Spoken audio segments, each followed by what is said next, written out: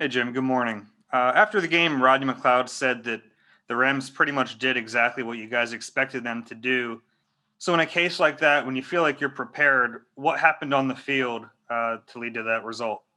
Well, what happened on the field was I had a poor game plan, um, and we had a very simple game plan. You guys know that the Rams use a lot of tempos out of their huddle and a lot of different motions and things like that.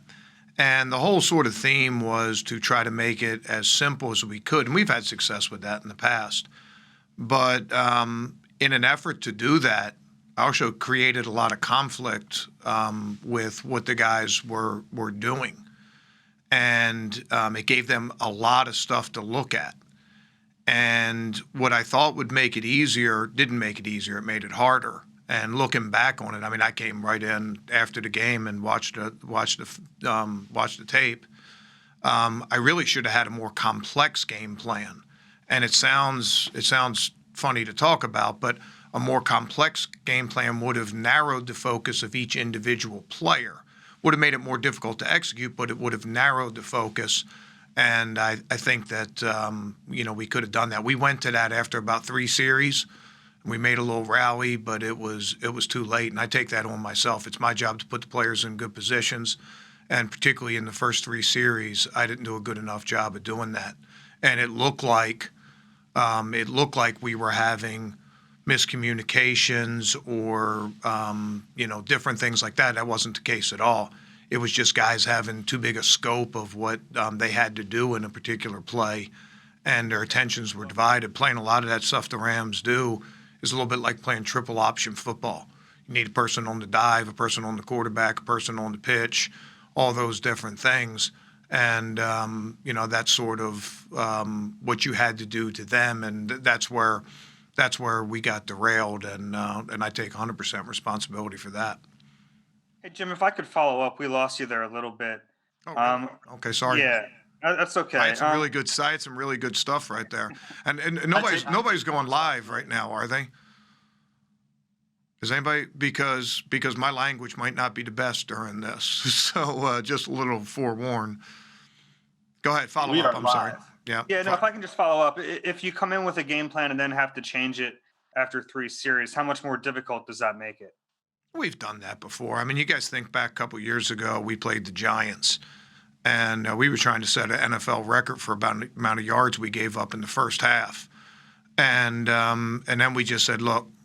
And we were getting beat by stuff like tempo, and we were getting beat by just communication and stuff like that. And simple is what helped us. In this game, we didn't get beat by tempo and communication. It was execution, and it was very difficult to execute those things.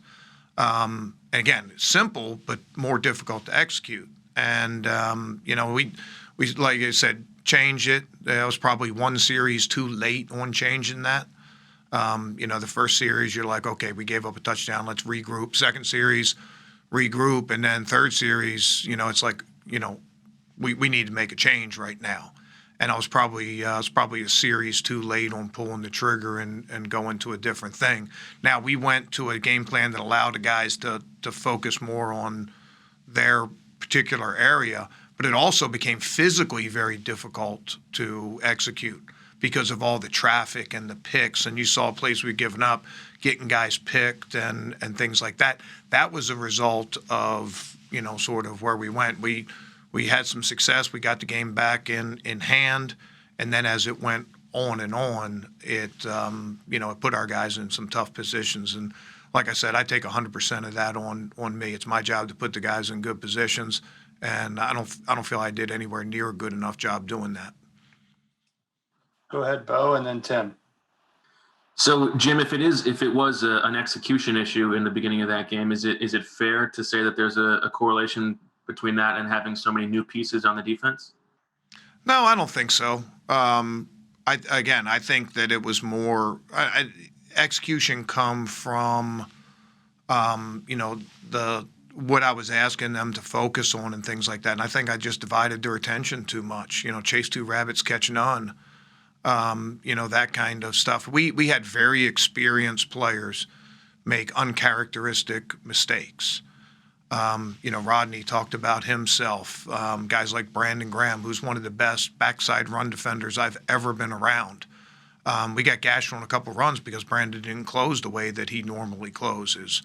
Or, Avante Maddox, who is a young vet, but he's an experienced player looking in the backfield, letting a guy run past him. Jalen Mills, playing the run when it was a pass. When too many of those things happen, I don't blame the players. I blame myself. You have one missed assignment, or, you have one tough matchup, or a guy physically gives up the play. A lot of times you can't lose confidence in your game plan, and you can't blame yourself for things like that. But when you get experienced players that start making those kind of mistakes, then you're like, okay, we're on the wrong track here. And like I said, I was a step behind switching to Plan B, and I should have been quicker on the switch. There's a lot of things in that game that weren't us. Talked about guys like Brandon Graham or Rodney, and I could go through every guy. You guys know I don't like call guys out in the media, but things that we've typically been very good at over the last 4 years, we're not very good at right now. Over the last 4 years, we're the number one run defense in the NFL. We're not playing like that right now. We're the, I think, number 2 red zone defense in the NFL over the last 4 years. Not right now. We're like the number 3 third down defense in the NFL over those years. Not right now. We're top 10 in takeaways. Not right now. Top 10 in points allowed. We're bleeding points. And my message to the guys was even more than those areas. We got to get back to being us, because we have a track record of being good over time in those areas. But the area that I'm more on high alert for is our response to adversity. And, typically in the past, we've been a team that can weather through a lot of different things. We can set our jaws and make a play. A turnover happens, we get out and get a stop. We can change the momentum of the game with a takeaway or, a sack or something like that. And I think that even though, we're struggling in a lot of those other areas, the area I'd really like to see the most improvement is that ability to set our jaws and go out there, regardless of the situation, regardless of anything, go out there and get those things stopped, because we're failing in that regard right now. Go ahead, Tim, and then Jeff. Would you be able to illustrate that point a little bit further in terms of making the simple where it ends up being more complex? Is there a play or a series that you can run us through that kind of illustrates that? No, I think, I don't want to talk. I'm sort of making an exception to talking about game plan, because you guys know I don't. But I think it is important in this case, because I did think that had a big effect on the game. But when the team is running the tempos they run out of the huddle, no huddle and quick breaks and all those things, or all the different kind of motions. You saw guys flying in every single direction. You can mitigate some of those things, but then it puts stress on different areas. And we generally didn't have a problem with the quick snaps or, the motions and those kind of things, like having guys in that area. What we did is it caused them to have too much to look at. And again, it would have been easier if I would have made it more difficult from a scheme standpoint, but narrowed each player's focus a little bit more. And again, that's probably my number one failure in this game. Jeff, and then Jimmy. Jim, do you have the personnel at linebacker to carry out all this that you've talked about in terms of adjustment and getting things back on course?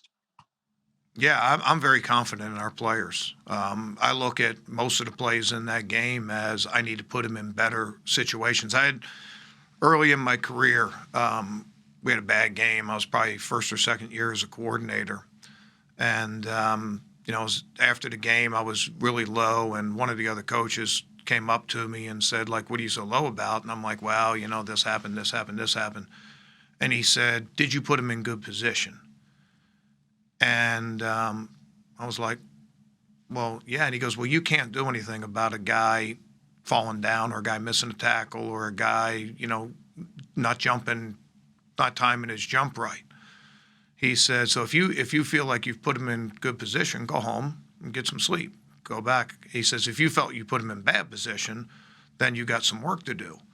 And I think that a lot of the things that made it look like we were outmatched physically was more just guys in poor position.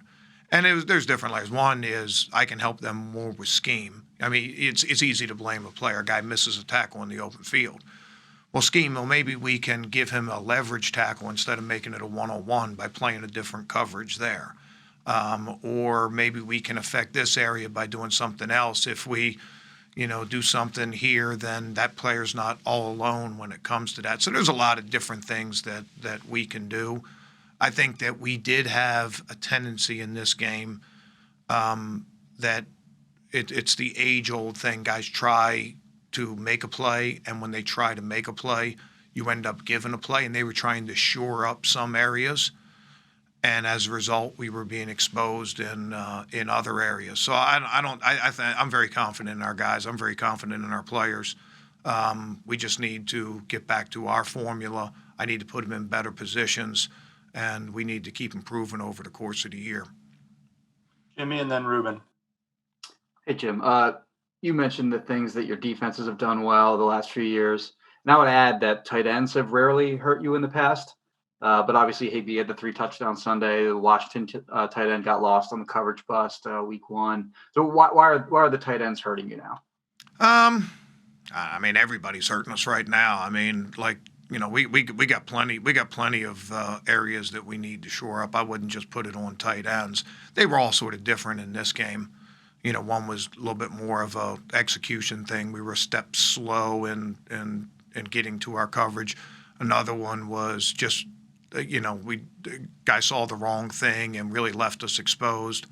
And then another one was it was just a physical matchup, and it was a tough physical matchup. Snake was trying to fight through a lot of traffic to get him, and it's just sort of when you play responsibility man like that, they create a lot of traffic. They create a lot of tough situations for those guys, a lot of pick situations. I think all those are a little bit different. I wouldn't concentrate, I wouldn't solely focus just on tight ends. I mean, I think we have plenty of other things we need to work on. Ruben and then Les.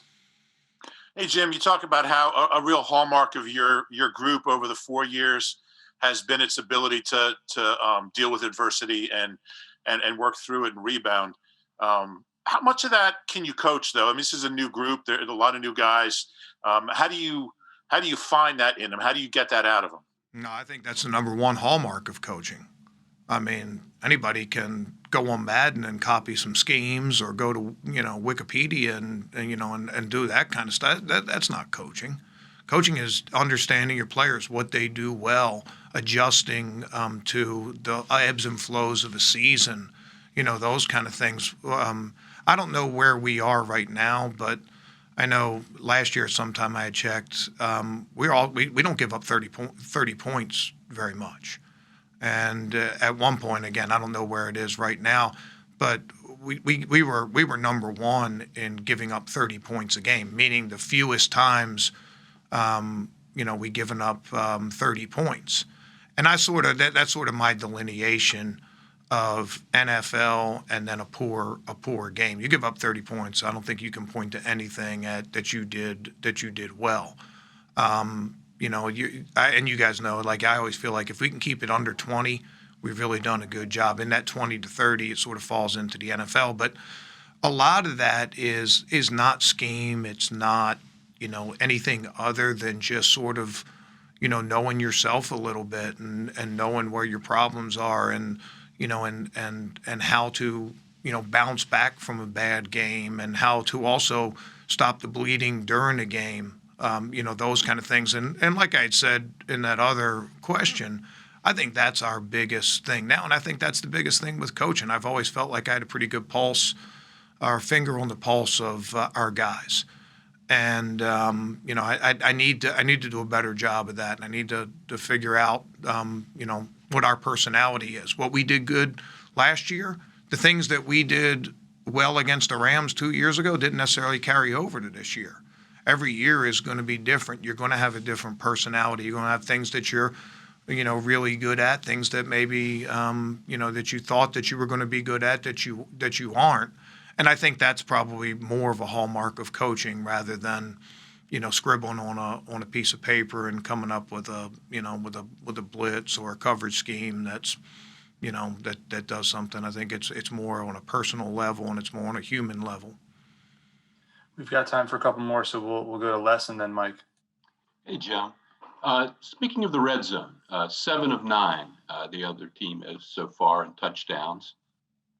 You were kind of middle of the pack team last year. You kind of drifted down a bit into that range. Now you're really, at the bottom.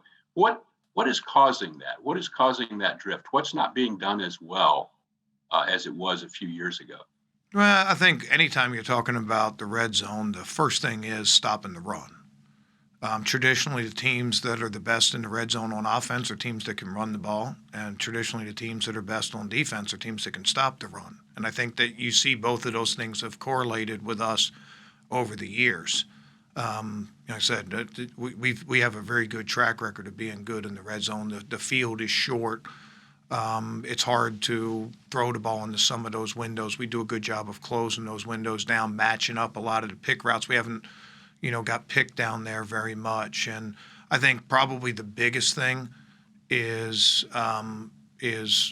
leaking too much in the run game. We've had the ball run across our goal line way too much. And defenses take pride in a lot of things, but number one is their physicality and getting run stopped. And if we can stop the run, then it allows a lot of those other things to play. We definitely have to get back on track with our red zone defense. You guys know I don't really care about a lot of stats. I care about points allowed. I care about takeaways. I care about red zone third down and stopping the run in order to have that physicality and being able to control the game. And what's been good for us in the past has not been good for us right now, and it's up to us to figure out what our formula is and get back to those things because they're all key. Go ahead, Mike. I was going to ask you about the run game, but how do you?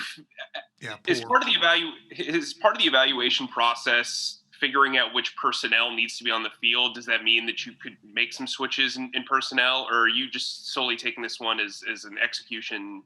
I'm not putting execution is defense coordinator. So I make no bones about where I'm pointing the finger on this one because it's my job to put them in those better positions. Obviously, having different players. I've mentioned Brandon Graham. Brandon is an outstanding backside run defender.